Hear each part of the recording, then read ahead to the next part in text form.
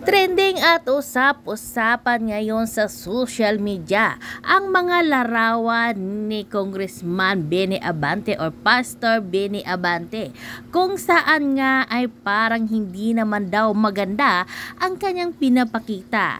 Marami nga ang nandiri sa kanyang larawan at ayon pa nga sa iba, hindi daw ito AI or gawa lamang, ito ay totoong kanyang picture.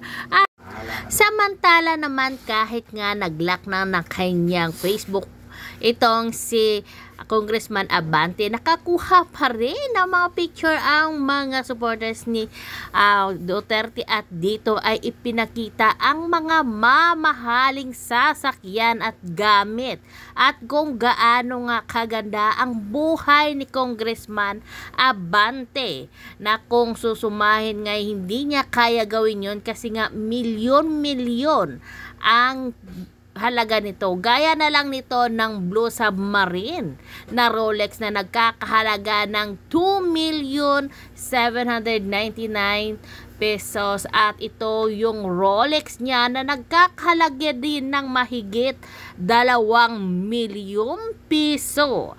At yung nakakagulat pa, ang kanyang BIP na 224 na sasakyan kung saan ngay bulletproof ito at nagkakahalaga lang naman ng mahigit 18 million pesos. Kaya nga maraming mga netizen ngayon ang nagtatanong kung saan siya kumuha ng pera. Ayon pa dito sa isang netizen, magkano ang bili mo ng bulletproof Cadillac Escalade mo? Brand new ba yan? Nakalista kasi kung brand new 2024 model ay nasa mahigit 18 million. Magkano na sweldo mo bilang congressman? Magkano ba ang kinikita mo dyan sa simbahan mo at mabibi kung saan ikaw ay isa umanong bishop? Curious lang kaming mga taxpayer. Kaya ngayon nga ay maraming nagsasabi na dapat daw imbestigahan itong si Congressman Abante or Pastor Benny Abante dahil sa kanyang karangyang sa buhay. Hindi lang daw si Vice President Sara Duterte ang dapat nilang imbestigahan, kundi lahat yung mga congressman kasi nga biglang yumaman nga sila. Samantala naman panoorin natin kung paano nga mang-imbestiga itong si Abante at itong si Buaduano, kung saan nga ay galit na galit ito at namimersonal na nga kung hindi masagot ang kanyang matanong sa Kongreso. Tanungin mo, magkanong bail ban, Mr. Lawyer?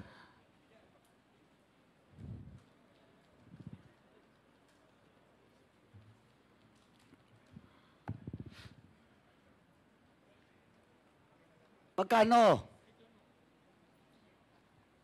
Mr. Lawyer, magkano lang? Magkano bail ban? 190 po. Magkano? 190,000. 190? 180,000. 180,000? And then you didn't bail out? Hindi ka nag-bail?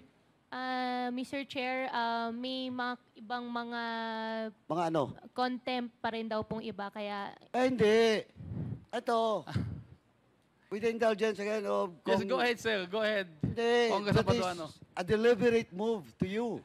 From you. With your lawyer, na hindi kayo nag-bail kasi mas gusto mong nakadetain doon sa PNP Custodial Facility. Kaya hindi kayo nag-bail. Ayun yung totoong kwento doon. Huwag na tayo maglokohan dito. Again, you're lying. Because the real reason why you did bail out because you want to be detained doon sa PNP Custodial Center. Again, you're lying. Oh. Di ba? Simpleng-simple.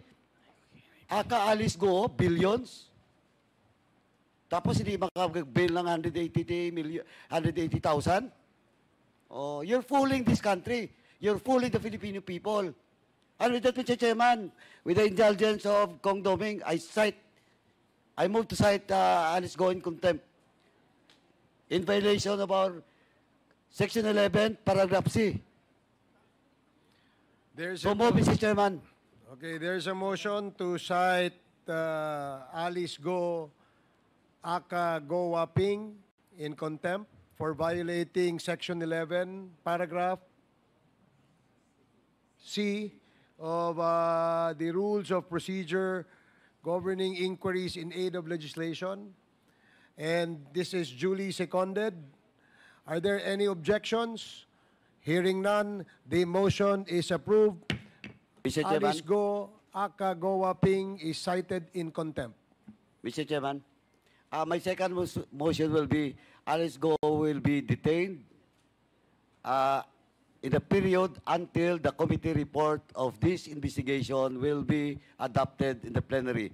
Question of jurisdiction, because Alice Go is now in the custody of PNP Custodial Center, will be discussed after this hearing, Mr. Chairman. So move, Mr. Chairman. Okay, there is a motion to detain Alice Go in the... Contempt order sa kanya, Mr. Chairman, period of until the committee report of this investigation will be adopted in the plenary of this 19th Congress, Mr. Chairman. And question of jurisdiction or detention of Ms. Alice Go will be discussed in relation to the present custody of Ms. Alice Go after this hearing, Mr. Chairman. Okay, So there is a motion to detain... Karma, tinanong niya ako kung nasaan nakakulong ang mga Chinese. Kanina, nabanggit mo na wala kang kinalaman, hindi mo alam na may mga Chinese drug lords doon. Ito bang sinabi na sa salaysay ni former Major Fortaleza? Mali rin ito, kasi nungalingan din po ito. Yes, Your Honor. Kasi nungalingan to. Yes, Your Honor. Okay. Ngayon, noong unang linggo ng Agosto 2016, tinawagan ulit ako ni Garma dahil gusto raw niya makausap si Superintendent Gerardo Padilla. Kasi nungalingan din to.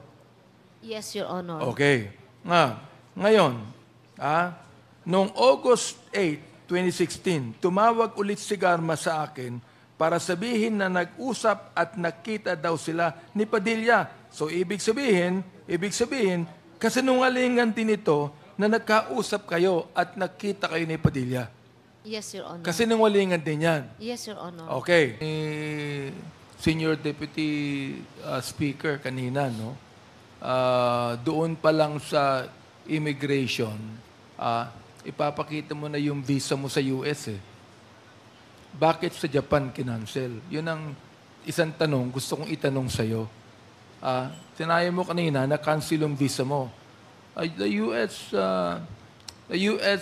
Embassy do not cancel visa just like that. Meron akong visa sa US eh. Okay? Now, nung ikaw umalis sa immigration, ano yung ipinakita mong visa? Yung US visa ko po, Mr. Chair. Kung US visa ang pinakita mo, okay pa yung US visa, di pinagyan ka ng go signal na immigration para umalis, di ba? Yes, Mr. Chair. Pagdating mo ng Japan, hindi ka nakapunta ng US, am I right? Yes, Mr. Chair. Ano, bakit hindi ka nakapunta ng US? Hindi na nga ako Hindi pwedeng ang sagot mo, kinancel ang visa sa Japan? Kaya nga kinontempt ka eh. Sapagkat hindi tama ang sagot mo na kinancel ang visa mo. Hindi nagka-cancel ng visa ang US. The term is, it's invalid. The term is, your visa is not valid. Now it's canceled. Yan yung sinabi Therefore, ko. you're telling us that the Bureau of Immigration is wrong in giving you a signal to go to Japan and conclude your travel to the US? Are you telling me now that the Bureau of Immigration allowed you to travel to Japan, go into the US, knowing that you have a US